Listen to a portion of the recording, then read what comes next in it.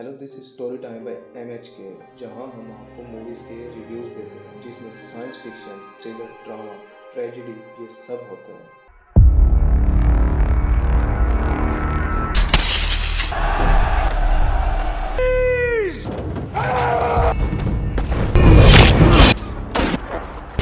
This is Spartan Zero.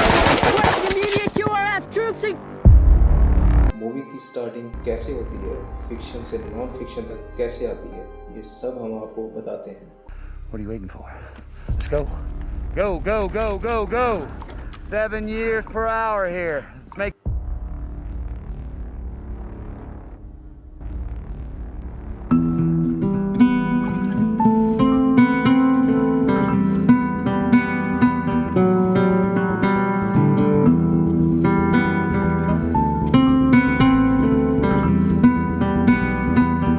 अगर आप science fiction movies और स्पेस ट्रैवल में दिलचस्पी रखते हैं, आपके अंदर की एक्साइटमेंट बढ़ गई होगी। अब स्पेस ट्रैवल और स्पीड ऑफ लाइट ये सब अगर आप नहीं जानते तो इस मूवी में डिफरेंट पॉइंट से हम आपको समझाते हैं। अब हम आगे बढ़ते हुए इस मूवी को देखते हैं। मूवी की स्टार्टिंग किस दौर में होती है ये बात बेसिकली इस मूवी में नहीं बताएगी। मूवी की स्टार्टिंग में किसी भी तरह से इस्टेब्लिशिंग नहीं किया जाता कि ये मूवी 21वीं सदी की है या 22वीं। कैरेक्टर के डायलॉग और सीन से हमें ये अंदाजा लगा सकते हैं कि ये मूवी इस सदी की एंड से स्टार्ट होती है, मीन्स के 2080 या 2090 से। अब मूवी के डायरेक्टर क्रिस्टोफर नॉलन ने मूवी की इस डेट को सही तरह से नहीं बताया। मे बी डायरेक्टर मूवी से हमें ये इंट्रोड्यूस करवाना चाहते हैं कि ये 10 साल बाद भी हो सकता है, 50 साल बाद भी, या मे बी 100 साल भी लग सकते हैं। अब दूसरी बात, इंसान इस अर्थ को छोड़ के क्यों जाना चाहता है? यहाँ कोई इशू नहीं है, ना ही कोई एटॉमिक बॉम्ब गिराया जाना है। बेसिकली अर्थ पे ब्लाइट नेम की एक बीमारी पैदा हो रही है जिससे अर्थ पे फूड का खात्मा हो रहा है। इस वजह से इंसान का यहाँ रहना फ्यूचर में पॉसिबल नहीं है। साइंटिस्ट अब भी इस बारे में रिसर्च कर रहे हैं, यानी अब हमारा प्लेनेट रहने के काबिल नहीं रहा। इस अर्थ से इंसानियत बहुत जल्द खत्म होने वाली है। क्रिस्टोफर नॉलन ने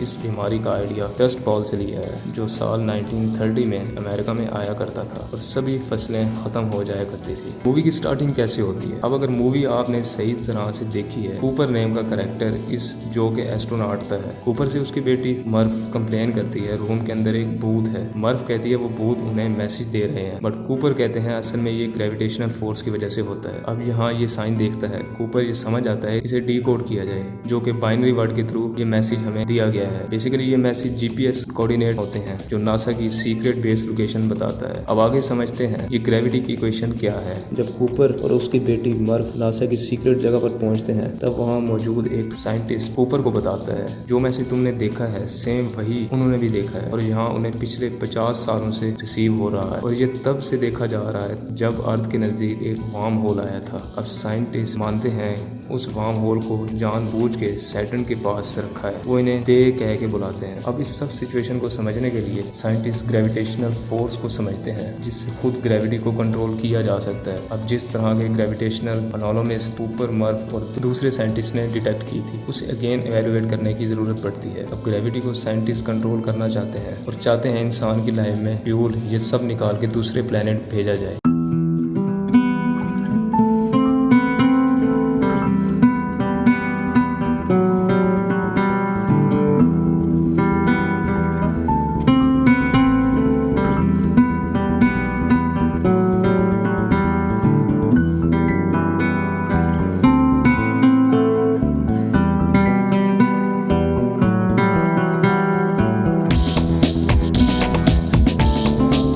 मूवी में दिखाया जाता है एक प्रोफेसर जो कि प्रोफेसर बर्नैर्ड है। ये पिछले 40 साल से इस इक्वेशन को सॉल्व करने में लगे हैं। अब प्रोफेसर को पता चलता है कि वो जिस इक्वेशन को सॉल्व कर रहा है वो रिलेटिविटी और क्वांटम मैकेनिक को साथ लेके नहीं चलता। अगर इस ग्रेविटी को समझना है तो हमें और डाटा की ज़रूरत पड़ेगी, और ये डाटा हमें सिर्फ ब्लैक होल के अंदर मिल सकता है। अब आगे देखते हैं मूवी में प्लान बी। अगर कूपर दूसरे एस्ट्रोनॉट के साथ वार्म होल तक चला जाता है, जहाँ दिखाया जाता है इस प्लेनेट में लाइफ है, जहाँ ह्यूमैनिटी शिफ्ट हो सकती है। अब नासा ने कूपर को आने से पहले ही इस वार्म होल में कुछ एस्ट्रोनॉट भेजे थे। वो सभी एस्ट्रोनॉट इस वार्म होल के एक एक प्लेनेट में जाके बस गए थे और डाटा कलेक्ट कर रहे थे। साथ ही साथ वो अर्थ पर सिग्नल भेज रहे थे और ये बताना चाह रहे थे कि क्या वो हैबिटेबल हो सकता है कि नहीं। अब यहाँ 3 प्लेनेट ऐसे थे जहाँ से सिग्नल रिसीव हुए थे। अब कूपर और दूसरे एस्ट्रोनॉट इन प्लेनेट पे जाके इन्वेस्टिगेट करना चाहते थे। ये इस बात को 100% श्योर देखना चाहते थे कि वहाँ सच में लाइफ है या नहीं। डॉक्टर बर्नैर्ड अर्थ पे ह्यूमैनिटी को सेव करने की इक्वेशन को सॉल्व वर्क कर रहे थे। वहाँ कूपर दूसरे अर्थ पे इंसान को रहने के लायक बेसिक आइडेंटिटी को फाइंड आउट कर रहा था। डॉक्टर बर्नैड के पास प्लान बी भी था। अगर वो ग्रेविटी को फाइंड आउट ना कर पाए तो दूसरे प्लेनेट को फर्टिलाइट के थ्रू रिपॉपुलेट करेंगे ताकि ह्यूमैनिटी हमेशा जिंदा रह सके। एंड पे दिखाया जाता है डॉक्टर बर्नैड अर्थ की ग्रेविटी को सॉल्व नहीं कर सकते। इट्स मीन कि प्लान बी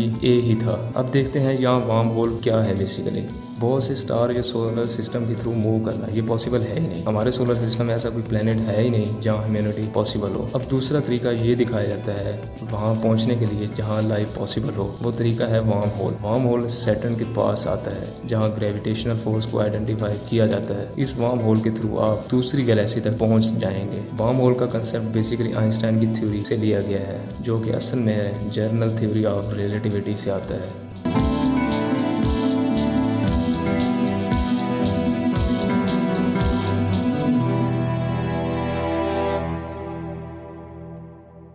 कूपर मूवी में ये बताता है कि अल्ट्रा एडवांस सिविलाइजेशन फ्यूचर के ह्यूमंस हैं, जिसका मतलब ये हुआ वो टाइम या स्पेस के थ्रू आगे या पीछे आ जा सकते हैं। क्रिस्टोफर की फिल्म को समझना थोड़ा मुश्किल है बट क्रिस्टोफर अपनी फिल्म को मिस्ट्री में जरूर रखते हैं। आगे देखते हैं दूसरे प्लेनेट में टाइम तेजी से मूव क्यों करता है। कूपर और दूसरे एस्ट्रोनॉट उस वार्म होल के थ्रू दूसरी गैलेक्सी तक पहुंचने में कामयाब हो जाते हैं, लेकिन फ्यूल कम होने की वजह से वो दूसरे प्लेनेट पे जाके इन्वेस्टिगेट करना शुरू कर देते हैं। ये प्लेनेट फर्स्ट था जिसका नेम था ओशन प्लेनेट, जो एक ब्लैक होल के करीब ऑर्बिट कर रहा था। अब मूवी को अगर समझा जाए तो देखा जा सकता है ब्लैक होल के बहुत बड़े पुल की वजह से अर्थ के 7 साल उस प्लेनेट पर जस्ट 1 घंटे के बराबर होंगे और ये असल में पॉसिबल है। एक ब्लैक होल टाइम और स्पेस को बंद कर देता है। आइंस्टाइन की थ्योरी के हिसाब से जो उन्होंने 1950 में बताई थी, जितना बड़ा मैसिव ऑब्जेक्ट होगा उतना ज्यादा वो टाइम और स्पेस को बंद करेगा। अब ग्रेविटी इक्वेशन सॉल्व नहीं हो रही थी, इसीलिए कूपर ब्लैक होल के अंदर से होके जाता है। इसके साथ रोबोट उसे सारे क्वांटम डाटा को कलेक्ट कर लेता है। अब सारी इक्वेशन को कोड के थ्रू